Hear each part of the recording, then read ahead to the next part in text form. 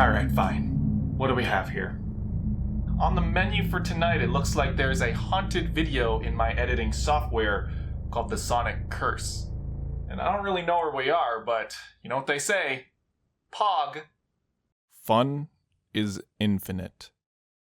This was arguably the birth of Sonic and creepypastas themselves, but also the birth of sort of a curse on Sonic, or at least the first glimpse of what would happen to this character. Alright, so you boot up your Sonic CD, don't have one? Don't worry, most of the population doesn't. Then you go, smash your controller, put in some numbers, God bless the guy that tried out every combination. And it shows this unsettling image of Sonic, repeated, with the boss battle music playing. And then there's this text.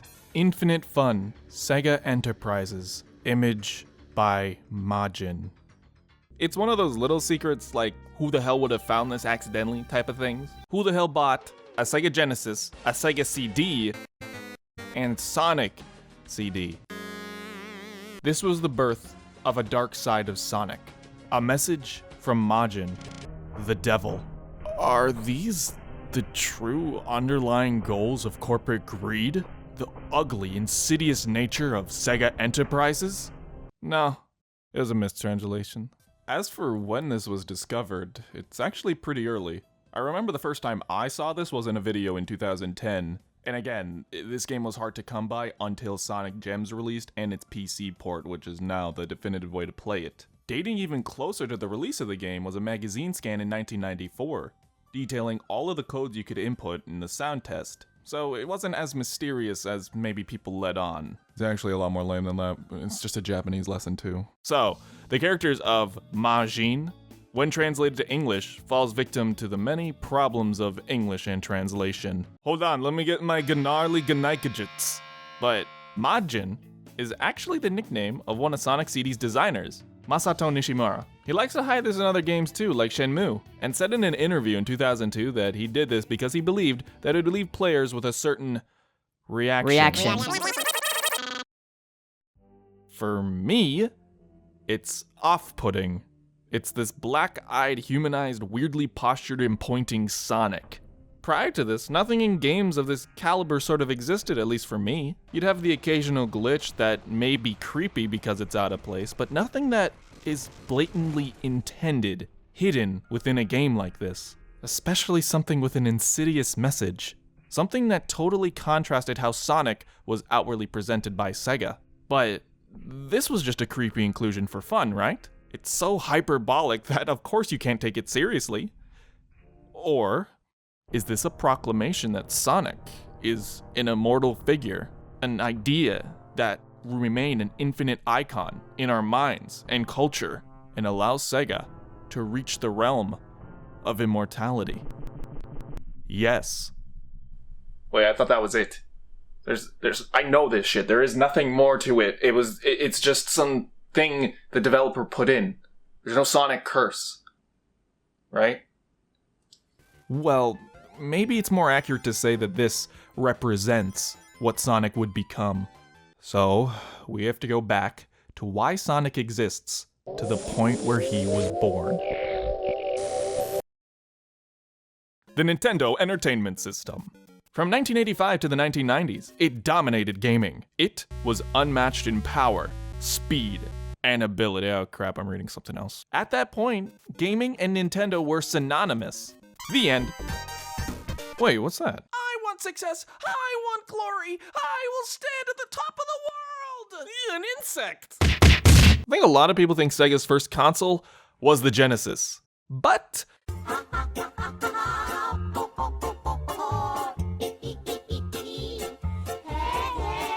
hey, how have you been? 8 years have passed. You went through puberty, finished high school, university, and Sega still was a mediocre gaming company at best.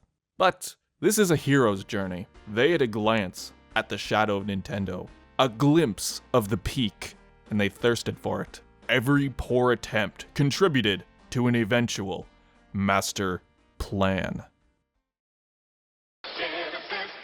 Who gives you 2 stereo speakers free so you hear the great stereo sound of Genesis? Genesis does. Just buy any 3 Sega Genesis brand games before March and get 2 stereo speakers free. For the month of Sonic 1's release, being bundled with a Genesis for the first time let Sega as one of the only companies to wound Nintendo in 6 years. The Genesis outsold the Super Nintendo 2-1, and it was an experience Nintendo, at the time, had never encountered. It's like if an apple got beat by a Zune, and this is where Sonic had most of his success and made himself into a household name. The end? Oh, who's there? Whoa. How did this happen? There's gotta be like an alternate timeline where they didn't fumble the catch and they continued making good Sonic games, kept keeping up with the competition. So what went wrong? What is the plight of Sonic and Sega? Alright, so Sonic only existed to rival Nintendo. So let's look at the different values of each of these companies to get a better idea of what happened. Nintendo is rooted in play. Most of their games are held together by the design and the requirements to achieve a certain experience. Someone wanted you to experience this. An example is of this little guy, maybe you've heard of him. Zelda. He only became Mario, really, because of a hat and mustache, which is rooted in the technical limitation of 8-bit sprites. Having both of these removed the need to have a mouth and hair, something that would have been harder to communicate. And then altogether, it sort of looks like an Italian plumber. Mario. All of this began with the game. Sonic, however, is never, ever rooted in the play experience. Sonic's goal is always appeal. Sonic's birth was a contest to design an interesting mascot for Sega. It wasn't a stringent gameplay reason that he's fast, but something to sell the company and a marketable game. Sonic was flashing with an attitude to stand up provocatively to Nintendo. The game surprised you with its appeal. Box art was heavily scrutinized over to be perfect, and advertising was adversarial. Having this sort of strategy against PG safe predictable Nintendo proved effective. Now, that doesn't mean play can't have appeal or that appeal can't have play. I just like pretty words, that's it. In my opinion, it's just that usually you have a main value in leading the design of anything. There's a goal, and that leads all the following developments towards that goal. Nintendo has been consistent in their games to serve a goal in a gameplay experience, and if that became a marketable appeal, then they used it. Whereas Sonic's base begins in his appeal, and the experience is modeled around that. But Sonic wasn't trying to make a game, Sonic was trying to make an icon. That's why Sonic's games are fast to this day. Sonic equals fast, and without the fast, it isn't Sonic. Mario can do literally anything, seriously, why'd you buy this? Sonic, however, is always rooted in this principle of flash. From these two core values of both of these characters and companies, you can sort of see other values stem from them. Like, Nintendo could be said to be more conservative with their properties, whereas Sega is more liberal. The only thing I know about politics is one of them's an elephant that is not even a native animal to the United States. Because Nintendo cares about retaining their brand's values most of the time, which is rooted by their values of putting play first, they don't ever wish to desaturate their properties and what they stand for. Only lately they've sort of been expanding into other stuff like cereal, but Nintendo is rooted into this idea, for better or worse. Nintendo, oh, we're so lighthearted, we're so goofy, weird. But never fucking touch any of our goddamn properties, you absolute peasants. I mean, yeah, Nintendo does things great, but to a fault sometimes. I don't know if you can really compare that to how bad Sonic can get. Similarly to a fault, he takes the spotlight for and against himself at any moment it serves him.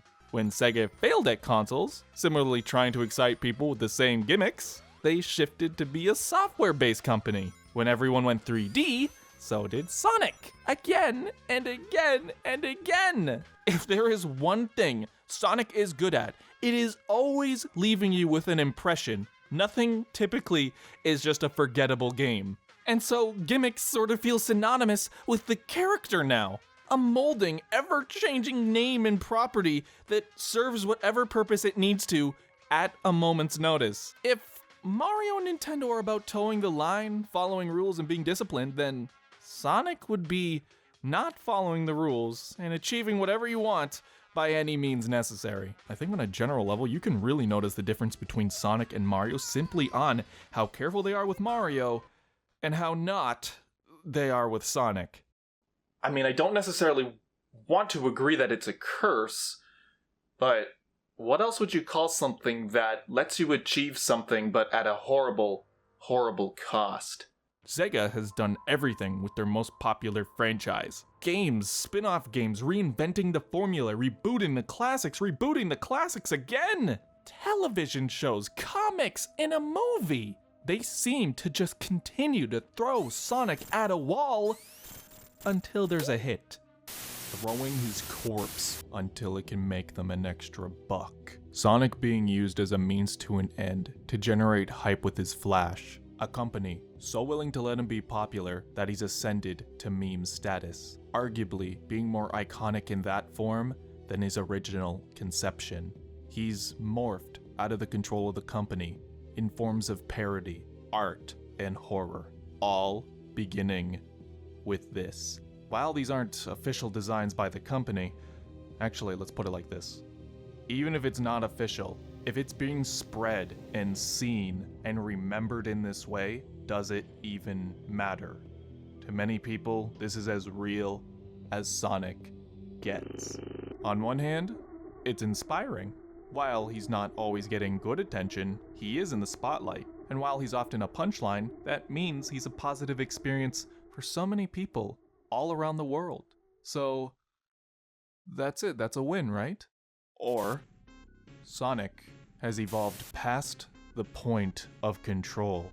He's now a cultural icon, just not in the form they may have wanted. He may exist in the collective unconscious of an entire generation forever, but not as that cool character as intended, but as a joke.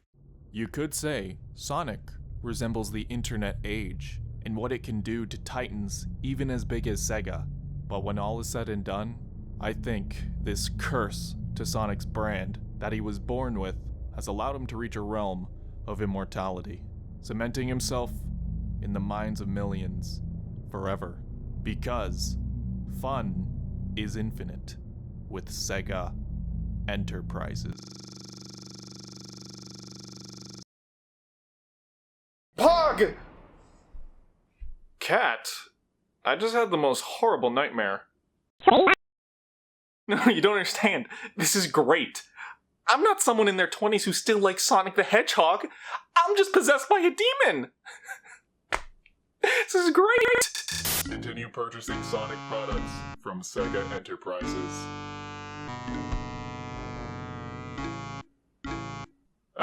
Including Persona. I mean, he's right. Persona is owned by Sega, so play Persona.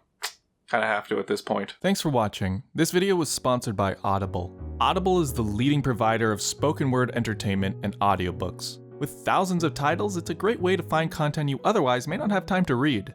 It's been a tough year for many of us to adapt to the ever-changing situation, and Audible has adapted as well. It now provides stories.audible.com. This has a set of audiobooks and stories that educators or parents can use as a free resource to help with learning in this time of need. You could go to the website now and see it for yourself.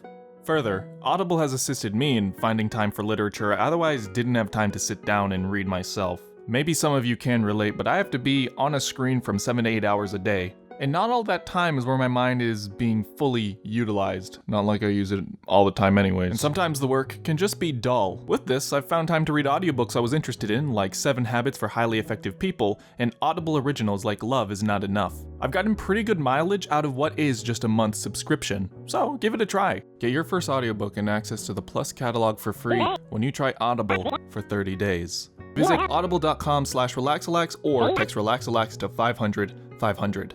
That's audible.com/relaxalax or text RelaxAlax to 500-500. Thank you, Audible, for the sponsorship opportunity. Well, it was certainly a video. I really wanted to make it like old videos from when I used to be on YouTube as early as like 2010 and before that. And I don't know how you'll take it. I liked it. So thank you everybody for watching. I don't like saying these please subscribe things at the end, but literally subscribing is free. It helps me a lot more than the effort it takes to subscribe. And if you end up hating my content, then you can just unsubscribe super easily. So there. Thank you everyone for watching all the way to the end, and thank you to the patrons for supporting. Actually, we're going to be having some behind the scenes content on my second channel where I show the editing behind videos as well as some other stuff, so there's that. Stay tuned for that. Take it easy, and I will see you on the flip side.